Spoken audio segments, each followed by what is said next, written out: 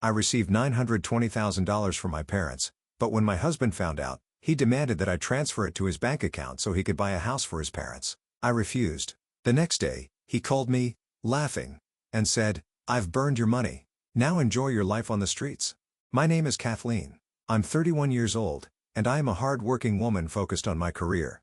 I live with my husband, Patrick, in a house we share. Recently, I've been thinking a lot about starting a family. However, Patrick has different ideas. He thinks we should first save enough money to build our own house and settle down before having children. Because of this, we are both working hard to save for our future home. Even though I want to have children soon, Patrick stands firm on his decision. Whenever I bring up the idea of starting a family, he reminds me of the importance of getting a house first. It's upsetting that he doesn't seem to understand how I feel. To help us reach our goal faster, I've decided to work even harder to contribute to our savings. Patrick and I have been married for a year now, and I've noticed something about our relationship. He doesn't often take my opinions seriously. This was true even when we were dating. Back then, I admired how strong-willed he was, but now, I realize that marriage is about both people respecting each other's views. I'm starting to worry about our relationship. Things feel even harder because his parents are so involved in our lives. Patrick's parents live nearby, and he visits them often. He says these visits help us save money. However, I found out that he sometimes goes out for drinks with his coworkers, but he doesn't count those costs in his savings plan. It feels unfair that he is so strict about saving when it comes to me but is more relaxed about his own spending. He even tells me to use less hot water and turn off lights quickly, but he doesn't follow these rules himself. If he treated us equally, maybe our relationship wouldn't feel so unbalanced. Every week, we visit Patrick's parents, and it feels like there's always a new issue. They often ask when we're planning to have a baby. "It's been a year since you got married," they say. "When will we get to see our grandchilds?" Their constant comments put a lot of pressure on me. Meanwhile, Patrick just sits beside me quietly and doesn't say much to support me. This situation is very frustrating. I feel like I'm carrying the weight of these expectations by myself. Patrick's focus on saving and his parents' pressure to start a family make me feel stuck. Marriage should be about partnership, where both people listen to and support each other. I hope that Patrick and I can learn to work together better, not just on saving money, but also on making decisions that matter to both of us. I want our marriage to feel like a true partnership where we both feel heard and valued. I can see it in Patrick's face. He's glaring at me disapprovingly. It's clear he wants to tell me, "Don't say unnecessary things." Like him, I want a child too, but he insists that we must first build our own house. What frustrates me even more is how his parents keep pressuring me about having a child. Instead of advising Patrick, who refuses to listen to me when I bring up the topic, they turn all their focus on me. During every visit to their home, I feel overwhelmed by their constant remarks. Even though I want to speak up, I'm silenced by their relentless pressure to have a grandchild. It's inappropriate for them to keep badgering me about this, especially when Patrick is the one unwilling to take the next step. After the meal that evening, Patrick casually announced, "I'm going out for a smoke." That's when one of my in-laws said something that stung deeply. "Kathleen, it seems like you're always working. If you want to be a proper housewife, you should quit your job and focus on being a good wife. Maybe that's why Patrick isn't paying attention to you." Their words felt like a slap. It sounded as though they were blaming me for not having children simply because I have a career. I couldn't hold back any longer. "It's Patrick who asked me to work in the first place," I retorted. "If you're so concerned about this, why don't you talk to your son first instead of lecturing me all the time?" My voice rose with anger.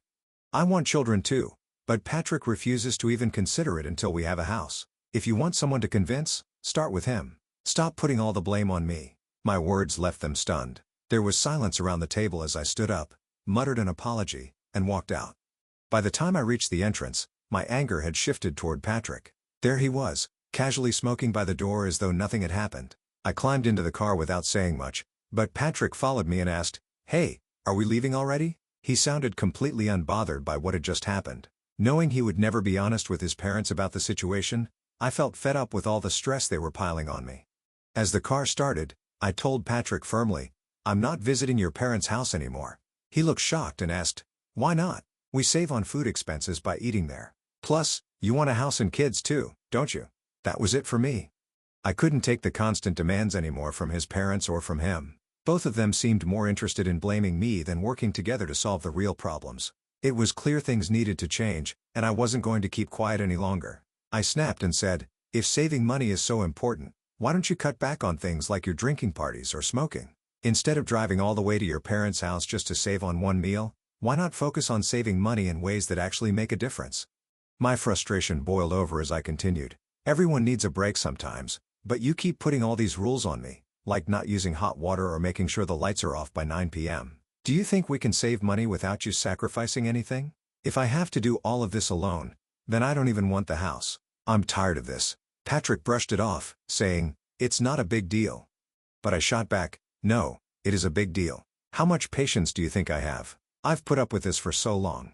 I was also angry about how he acted in front of his parents, pretending that I was the reason we weren't having children. "I'm tired of always being blamed for not giving them grandchildren," I said. "It's not me who doesn't want kids, it's you. I've been saying for ages that I want children soon. So stop being so stubborn." Seeing Patrick struggle to handle my unusual burst of anger gave me a small sense of relief, but it didn't fix everything. I turned away and stared out of the car window, ignoring him. I felt exhausted, unsure of what to do next. 2 months later, something happened that shifted things between us. My father's brother, my uncle, passed away. He had been wealthy, owning several pieces of land, a grand mansion, and living a luxurious lifestyle. His passing seemed to catch Patrick's attention. "Wow, I didn't know you had such an impressive relative," he said, clearly surprised. A few days after my uncle's death, I received news about his inheritance. I decided to discuss the details with the lawyer at our apartment. The inheritance was solely related to me, so I knew it wasn't something that involved Patrick. When the lawyer arrived, I politely asked Patrick to leave the room. He looked uncomfortable with the topic of inheritance anyway, and it was a personal matter that didn't concern him. The entire experience made me reflect on our relationship. Patrick's behavior, from his frugality to his unwillingness to compromise, had worn me down. Yet, here he was, suddenly intrigued by my uncle's wealth, even though he had been so dismissive about everything else. It was frustrating and disappointing. The inheritance meeting felt like a moment where I could focus on something for myself without his interference or criticism. It made me realize I needed to stand up for myself more often and not let Patrick's controlling ways dominate every aspect of my life. I wanted to keep Patrick out of any trouble that might come up if he got involved in the inheritance discussion. After about 6 hours of listening to the lawyer explain all the details, I thanked him for his time and said goodbye. When I finished, I noticed Patrick, who had been at home earlier, was nowhere to be found. I figured he had stepped out to avoid interrupting the meeting, so I started preparing dinner, not thinking much of it. 5 months later, Patrick came up to me and said, "There's something I want to show you." Without giving much explanation, he took me for a drive. I felt a mix of excitement and curiosity as we entered a residential area. But my confusion grew when we parked in front of a house I didn't recognize. Patrick pressed the doorbell, and to my surprise, his parents came out to greet us. This isn't their house, I thought, feeling uneasy. My father-in-law welcomed us, saying, "You finally made it. When are you moving in? Kathleen, you should get ready to live here with us by the end of the month." His words caught me completely off guard.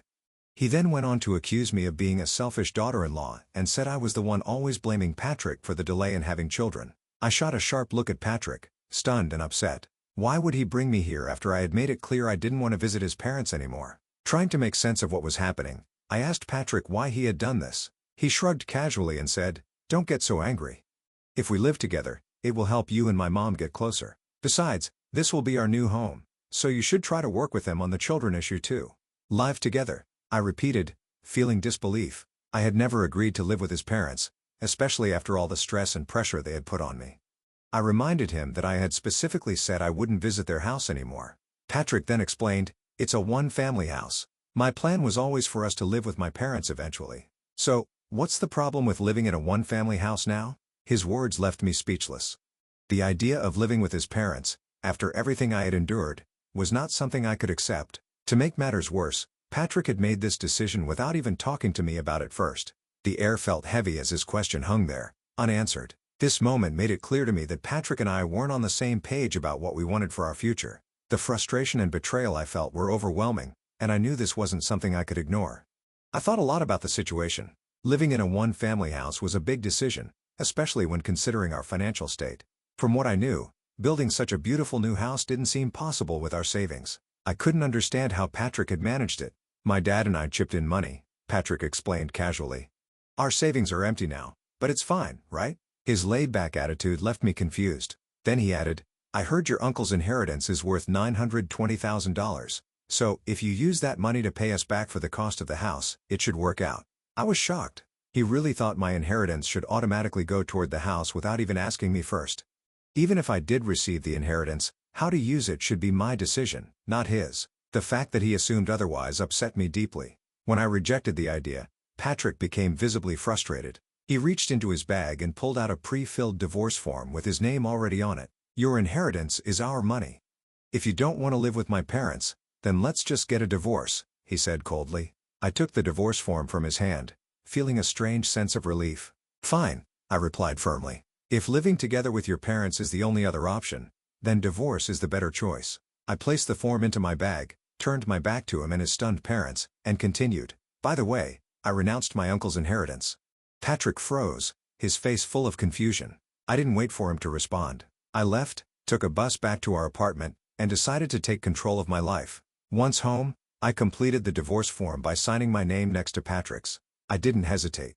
I submitted the papers right away. Knowing I couldn't stay in that apartment anymore, I went to a home improvement store and bought some cardboard boxes to start packing. Realizing I couldn't handle the move alone, I hired a moving company. Luckily, it was a slow season for moving, so they could help me relocate quickly. As I packed, I felt a mix of emotions, relief, sadness, and determination. It wasn't an easy decision to end my marriage, but I knew it was the right one. Living in a situation where my voice was ignored and my boundaries were crossed wasn't something I could accept anymore. By taking these steps, I was finally prioritizing my own happiness and peace of mind. It wasn't just about moving out of the apartment.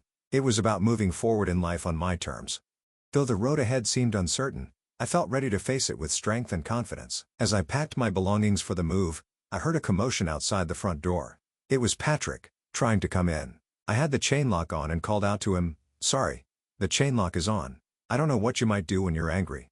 Besides, I need to finish packing. Could you stay at your parents' house for a few days?" Patrick's voice was firm as he responded, "I won't accept a divorce." His statement caught me off guard. I paused and said, "But you handed me the divorce form yourself, didn't you? If you signed it, that means you agreed to the divorce. Do you understand what you've done?" He looked frustrated but didn't say much, his frown deepening. Then, he quickly changed the topic. "Why would you give up on a $920,000 inheritance? Normally, you'd inherit it," he questioned. It seemed he had overheard bits of the story about the inheritance but didn't know the full details. Likely, after hearing about the amount, he rushed to my in-laws, and they impulsively decided to buy the one-family house, assuming the money would cover it. They hadn't stopped to think about the consequences. I took a deep breath and explained, "The inheritance came to me because there wasn't anyone else to claim it. My uncle had 2 sons, 4 daughters, a wife, and grandchildren. However, all of them renounced the inheritance, so it ended up coming to me. Yes, my uncle had $920,000, but he also had to demolish his mansion, spend a lot on maintaining his land, and pay off significant debts. After understanding everything, I realized it was better to renounce the inheritance than to take it and deal with all the problems that came with it." Patrick stared at me in disbelief. "No way. So, even if you had inherited $920,000, you're saying there wouldn't have been much left? That's fraud." I shook my head. "It's not fraud. The lawyer and I discussed everything properly. The truth is, someone overheard part of the discussion but didn't stay long enough to hear the whole story. They misunderstood and spread false information. That's how all this confusion started." My explanation left Patrick speechless. For the first time, he seemed to realize the mistake he had made. He had jumped to conclusions, made plans without consulting me, and had involved his parents in decisions based on incomplete information. As I continued packing, I could sense that Patrick was finally reflecting on his actions. Whether or not he fully understood the consequences, I knew one thing for sure. I wasn't going to let myself be dragged into a life where my voice and choices didn't matter. For me, this was the beginning of a new chapter, one where I would take control of my own life, free from the pressures of Patrick and his family. "It's too late now," I said firmly. "You betrayed my trust. We've already filed for divorce, and we are no longer a couple. Why are you suddenly saying you don't want a divorce now? If you truly didn't want this, you should have followed me right away when I returned. Shouldn't you?" I reminded him that his actions had consequences, and no amount of regret could change what had already happened. I added, "Your mother's opinion about the divorce doesn't change the fact that you and your father invested in the one-family house without considering my feelings or even discussing it with me. Your mother doesn't understand the value of money because she hasn't worked or handled finances the way I have, but that's not my problem anymore." I sighed, realizing that I wasn't responsible for listening to his complaints about his family anymore. If we were still married, maybe I would have cared, but we're not a couple now. Besides, have you even submitted the divorce papers yet? Patrick looked desperate and pleaded, "If you don't file them, we can still fix this. Please, let's live together in the one-family house. We can make it work." I shook my head. I've already submitted the divorce papers. There's no going back now. His face fell, and he stood outside the apartment door, looking lost and defeated. While I believed he brought this on himself, I didn't want to leave him lingering outside forever. Still, I had no time to waste, so I focused on my preparations for the move. After a while, he left, and I continued with my plans. Later, I informed my workplace about the divorce, especially since my boss had previously acted as a mediator between Patrick and me. I felt obligated to apologize for how things turned out.